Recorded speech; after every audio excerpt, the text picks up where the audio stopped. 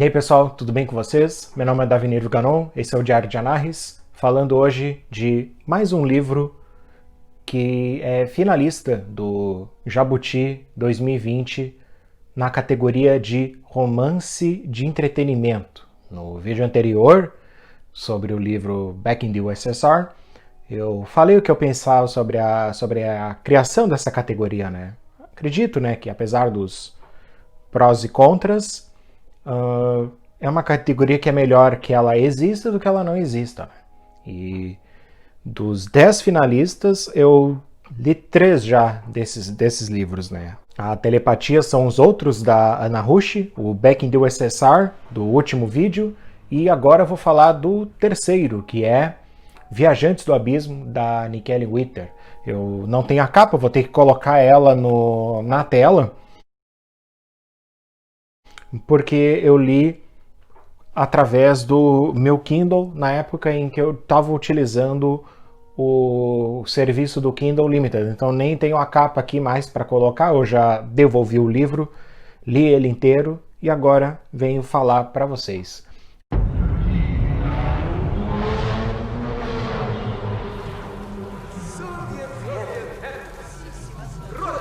Viajantes do Abismo foi escrito pela Nikelle Witter, que foi uma das autoras do Alcova da Morte, né, da série Guanabara Real, em que ela escreveu junto com o Aze Cordenonzi e com o Enéas Tavares, né. Então, como eu gostei das partes em que ela escreveu, ou pelo menos é a parte que eu acredito que ela tem escrito, eu não sei como é que foi o processo criativo deles. Então, como eu gostei e vi que a outra obra, o Viajantes do Abismo, era um steampunk também, então resolvi ver como ela se saía conduzindo uma história só ela, né? Vendo como é que era a escrita dela. E foi uma grata surpresa. O livro, ele é bastante complexo, ele tem bastante elementos e não ficou confuso, né? O livro ele segue um caminho diferente do que os steampunks costumam seguir, que é a aventura, de certa forma alegre, inocente, e muito apelo à estética neo-vitoriana, que é uma das marcas do steampunk, né?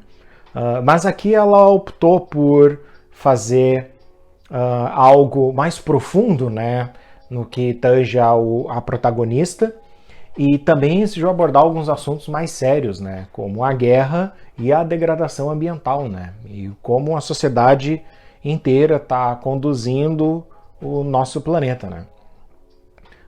E nessa história a gente vai acompanhar a Elissa Till.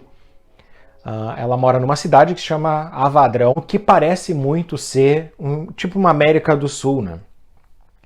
E ela é uma moça que, apesar de ter um pensamento independente, ela é pega de surpresa, né? Quando ela é expulsa da vida, quando ela é expulsa de uma vida que foi programada para ela ser uma esposa padrão, né? Uma esposa troféu, né?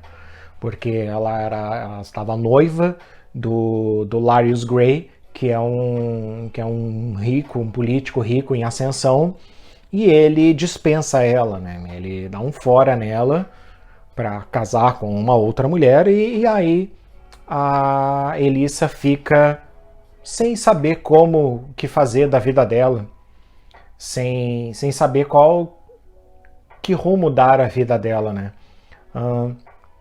E enquanto isso acontece, a guerra chega até as portas da casa dela, né? Porque nesse mundo ela vive no que chama a Tríplice Fronteira, e o governo e independentistas estão levando a situação de confronto a uma guerra civil.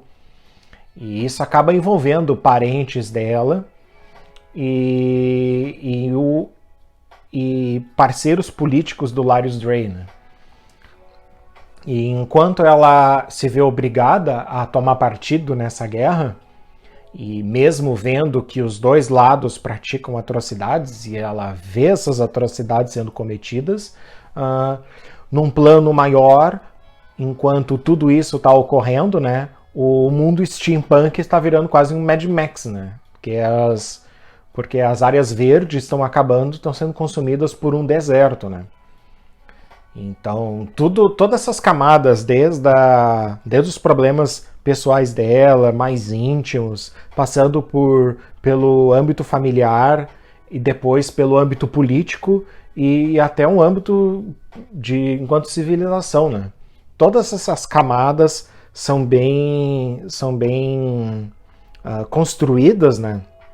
E vão dando uma profundidade muito bacana para a obra. E não é nada atropelado, né? Você vê que cada capítulo ela vai construindo uma dessas camadas e depois elas voltam a ganhar importância e a gente tem uma protagonista que é abordada em todas as formas, né?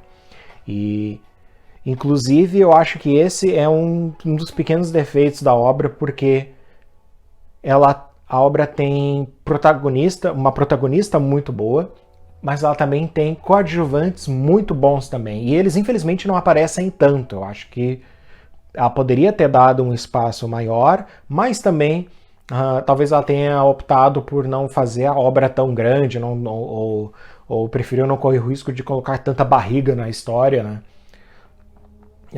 Então ela é uma obra que ela abrange uma passagem de tempo muito grande, acontecem muitas coisas e ela consegue fazer isso em pouco mais de 300 páginas, né? Não caiu naquele afã de fazer tomos, né? Ela sabia que tinha uma história muito grande com muitas camadas, então não decidiu fazer aquele livro pequeno, curtinho, introdutório, para depois abordar partes mais profundas em livros anteriores. Fechou a história, tudo num livro só, não foi gananciosa, né, por assim dizer. E isso é uma das coisas muito bacanas, né, porque é muito bom fechar um livro e ter a história completa ali. Quem sabe o livro não quer dizer que o livro não abra margem para uma sequência, mas é uma história que se basta, né?